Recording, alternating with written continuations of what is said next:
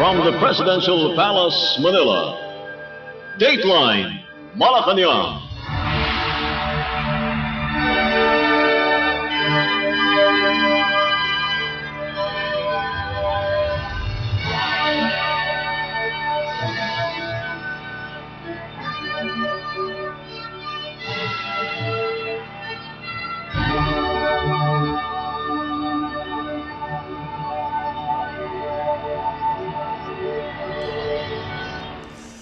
Good day. This is Dateline Malacañang.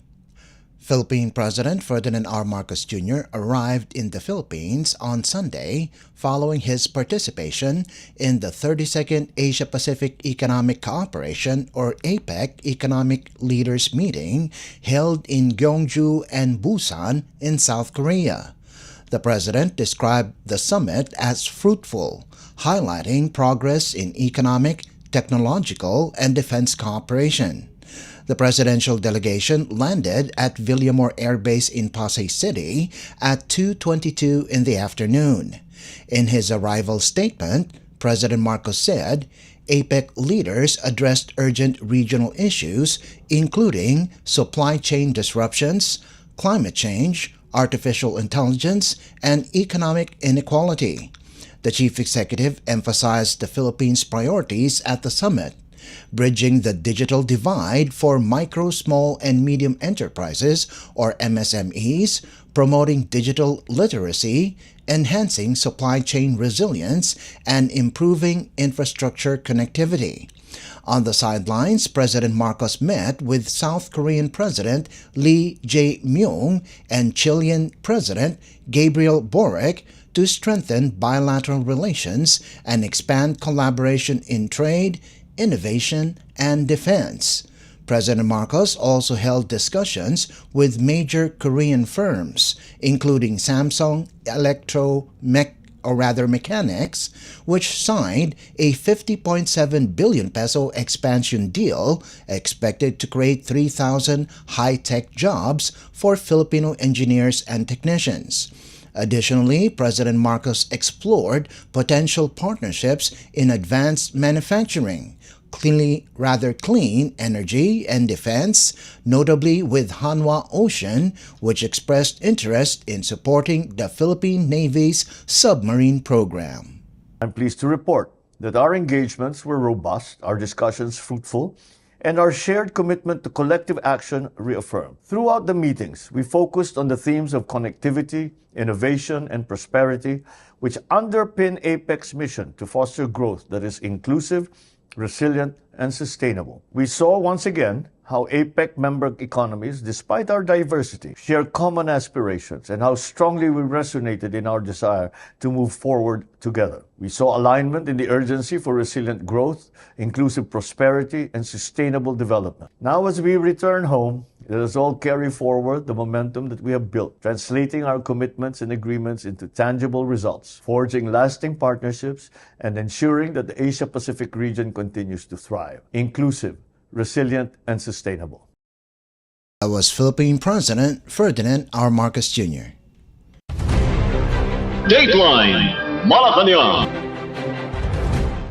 Meanwhile, Philippine President Ferdinand R. Marcos Jr. on Sunday visited the tomb of his father and namesake, former President Ferdinand E. Marcos Sr. at the Libingan ng mga Bayani. He was joined by First Lady Liza Araneta Marcos. The visit came shortly after the president's return from South Korea, where he attended the 32nd Asia-Pacific Economic Cooperation or APEC Economic Leaders Meeting.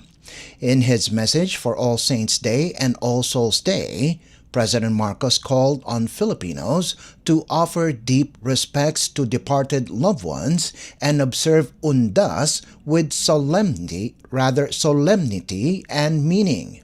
The president emphasized the enduring influence individuals can have on their communities, noting that remembrance is an act of purpose.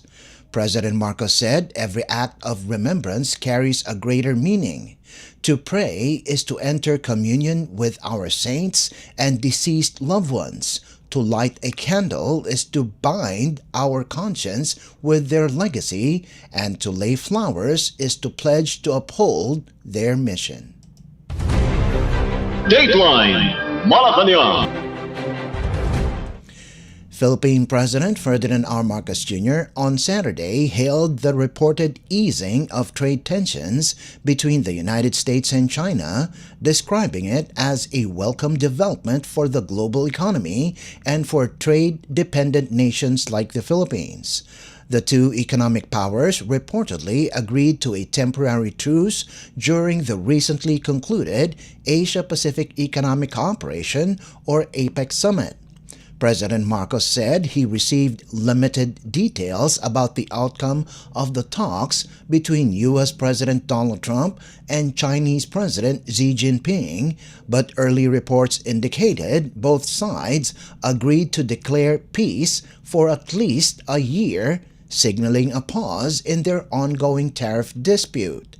In a media briefing, the president reiterated that the best information available suggests a one-year de-escalation in trade hostilities.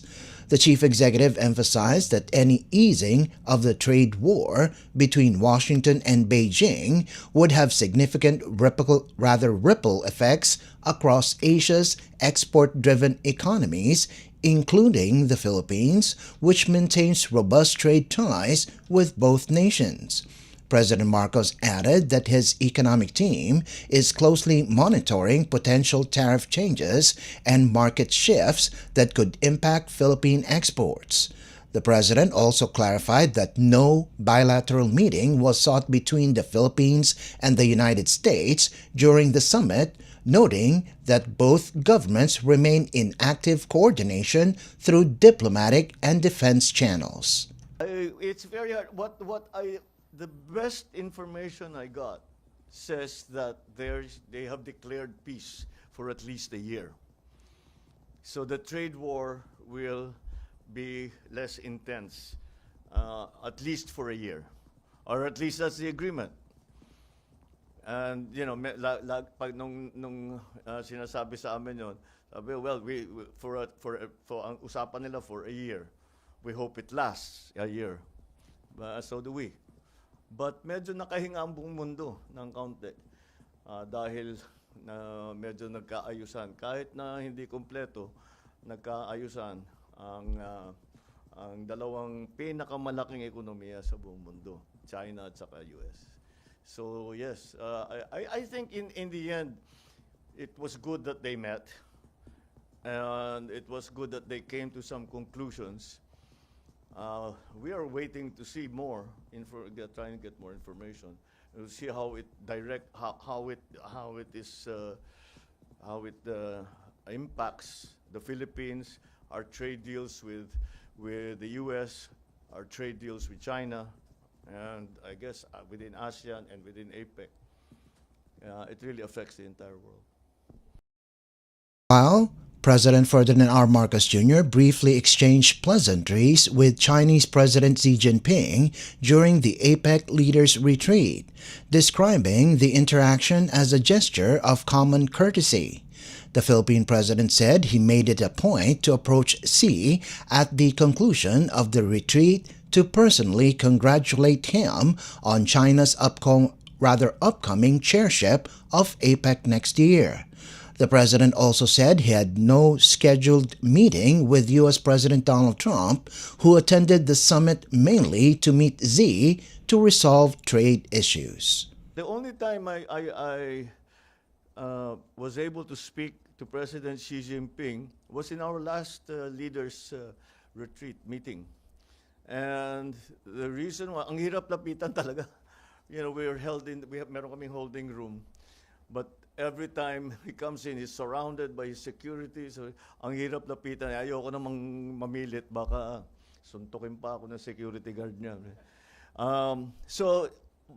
When we came to the end, sabi ko, nakakahiya ito. Hindi pa ako bumabati. Di ba? Baka kung anong sabihin, baka naman ma-offend. Sabi ko, so, pinilit ko makapunta sa kanya. And I said, yeah, congratulations on your assumption of the chair for the following APEC. And I hope to do good work together with you. That's it. Mabilisan lang eh. Mabilisan lang talaga. We didn't ask, neither side asked for a meeting from the US or from the Philippines. So that's basically the reason why we didn't. Because we are in very, very close communication with the White House. Was Philippine President Ferdinand R. Marcos Jr.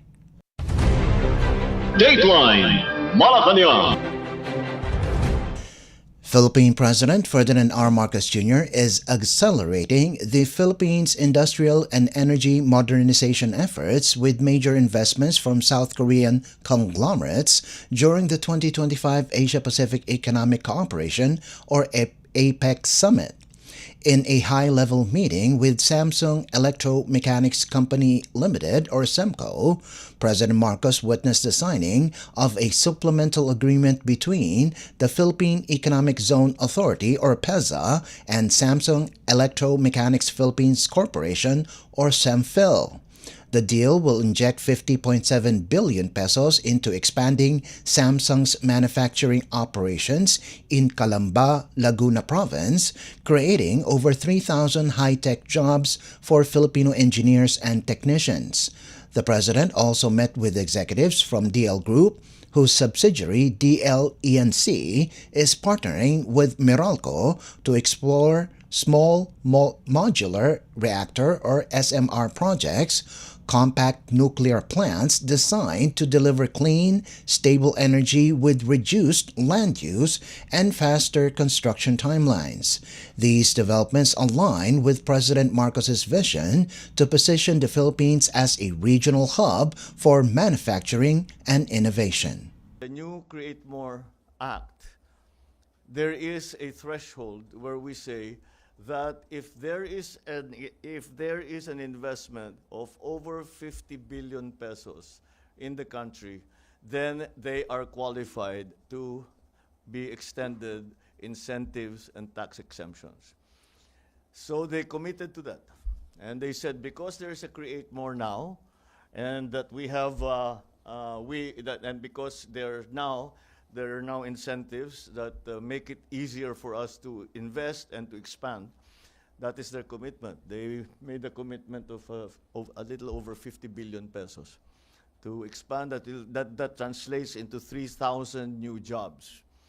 And again, the transfer of technology is going to be very important. Pangatlo, lagi kong lahat ng mga nag-i-invest sa atin, lalo na yung mga technology, sinasabi ko, kailangan mag-train kayo ng tao. At hindi lamang minsanan. Kailangan tuloy-tuloy ang training ninyo.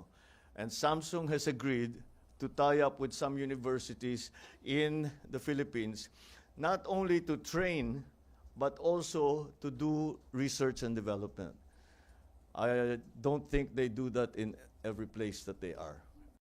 Philippine President Ferdinand R. Marcos Jr.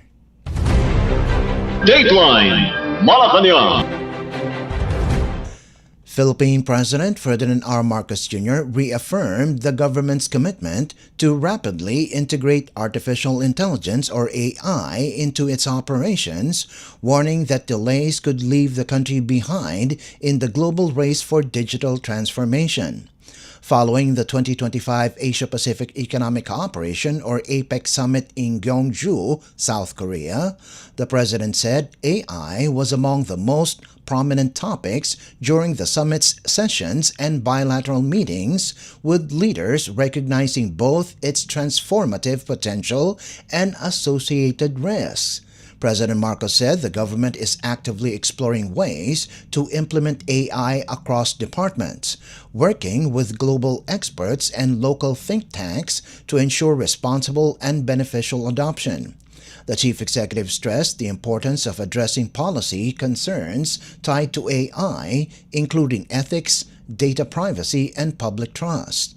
The 2025 APEC Summit culminated in Gyeongju Declaration, which endorsed the APEC AI Initiative, a regional framework aimed at building AI capacity and promoting safe, inclusive, and human-centered digital innovation. As much as we can, as soon as we can. You're missing a chance if you wait. AI is going to come parang alon yan eh. Kahit anong gawin mo, mababasa ka. And if you don't learn how to swim, i.e., if you do not learn how to use AI in the best way, and in a secure way, and in a benevolent way, may iwanan ka talaga. Ang bilis ng takbo ng teknolohiya. So, that is one of my big takeaways from the APEC, this APEC. We are trying to understand the technical side of AI. What is AI actually capable of doing? And it is not a static exercise, because what AI can do 1 month ago is different from what AI will be able to do 1 month from now. Ang bilis na, that's the one thing that's new about AI, that's why people can't quite understand it, is it learns. So yung kausap, it's not paulit-ulit lang, on the same question, paulit-ulit lang. It learns. It knows my AI knows who I am.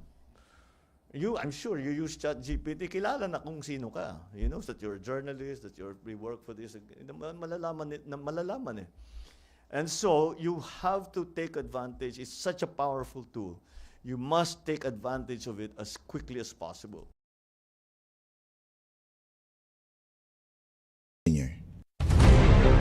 Dateline Malacañang.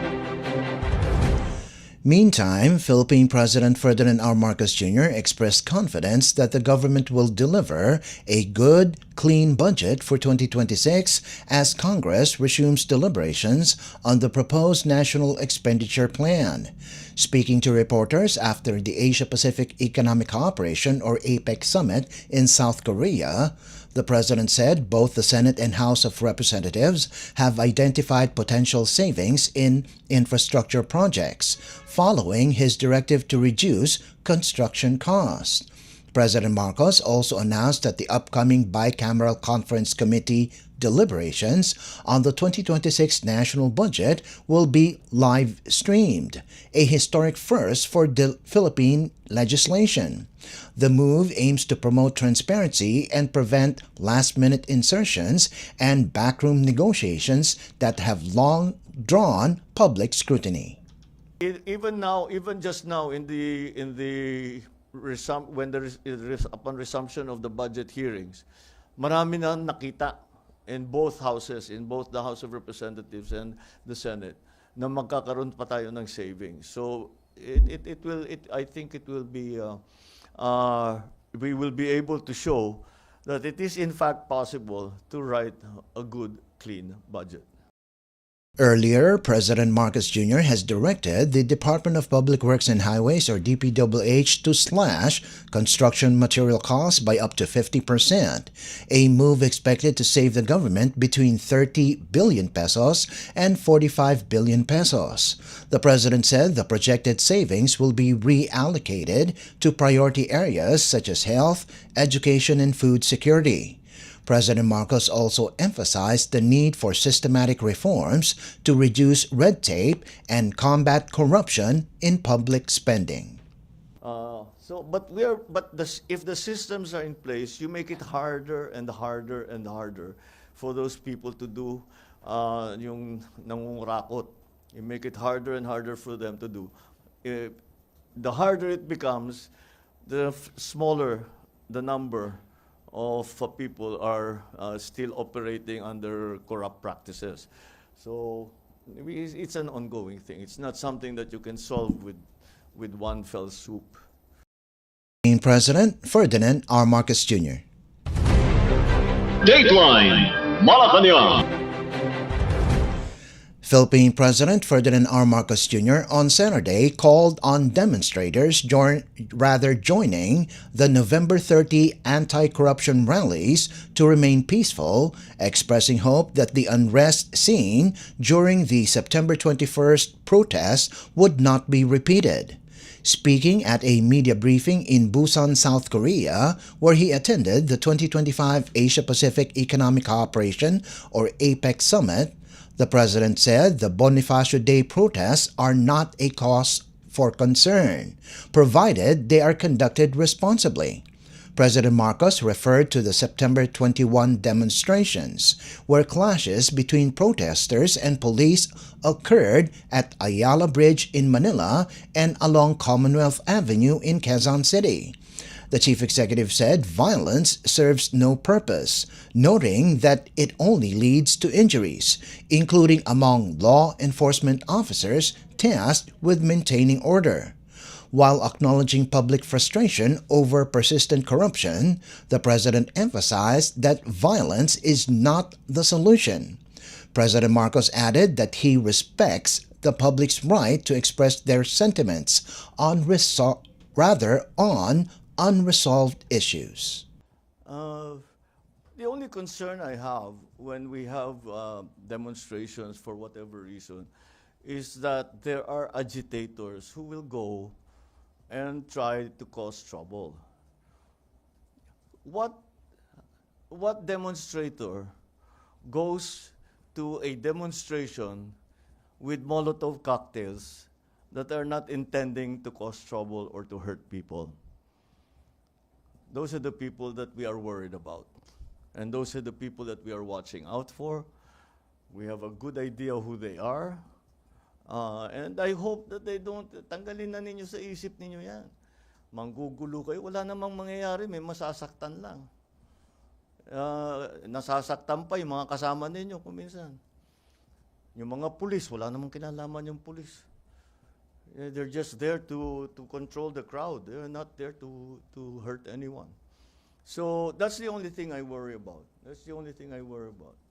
Because we know the reasons for this. The reasons is the outrage for what we have been slowly or not so slowly discovering about some of these projects that were egregious in implementation and shameless in, I don't know what you want to call it, in dishonesty and abuse. Philippine President Ferdinand R. Marcos Jr. Dateline Malacañang. And finally, the Philippines and Canada formally signed the Status of Visiting Forces Agreement, or SOVA, on Sunday, marking a significant milestone in their 75-year diplomatic and defense partnership. The agreement enhances military cooperation and interoperability between the two nations, allowing their armed forces to collaborate more closely in joint exercises, humanitarian missions, and regional security efforts. Canadian Defense Minister David McGuinty hailed the signing as a reaffirmation of shared values and a commitment to peace built on rules and cooperation. He highlighted the historical ties between the two countries, including their joint efforts during the Korean War and Canada's growing presence in the Indo-Pacific since launching its regional strategy in 2022. This includes participation in Philippine-led exercises like Sama-Sama and maintaining 3 naval ships annually in the region, with 9 port visits to the Philippines over the past 3 years. Philippine Defense Secretary Gilberto Chodoro Jr. described the SOFA as a symbol of trust and confidence, enabling both nations to work bilaterally and with like-minded partners to promote peace and stability. He emphasized that the agreement supports broader cooperation in areas such as cybersecurity, disaster response, and economic resilience. Chodoro credited the swift completion of the agreement to high-level discussions between President Ferdinand R. Marcos Jr. and Canadian Prime Minister Mark Carney, as well as coordination among defense and foreign affairs agencies from both countries. He stressed that the SOFA is grounded in respect for sovereignty, human dignity, and a rules-based international order. Formal negotiations began on January 16 and concluded on March 7th. Canada joins a growing list of countries with which the Philippines has SOFAs, including the United States, Australia, Japan, and New Zealand, with talks ongoing with France. Dateline Malacañang. Before we conclude our program, Radyo Pilipinas World Service of the Presidential Broadcast Service is live on audio streaming. Just download Evox PBS Receiver on your Google Play Store or the App Store from your Apple phone. You can also visit our Facebook page and YouTube channel. Just type in and search for Radyo Pilipinas World Service. Kindly subscribe, like, and share our posts as well. And that concludes this edition of Dateline Malacañang. For Radyo Pilipinas World Service, this is Leo Magpayo. Good day and stay safe. From the Presidential Palace, Manila, Dateline Malacañang.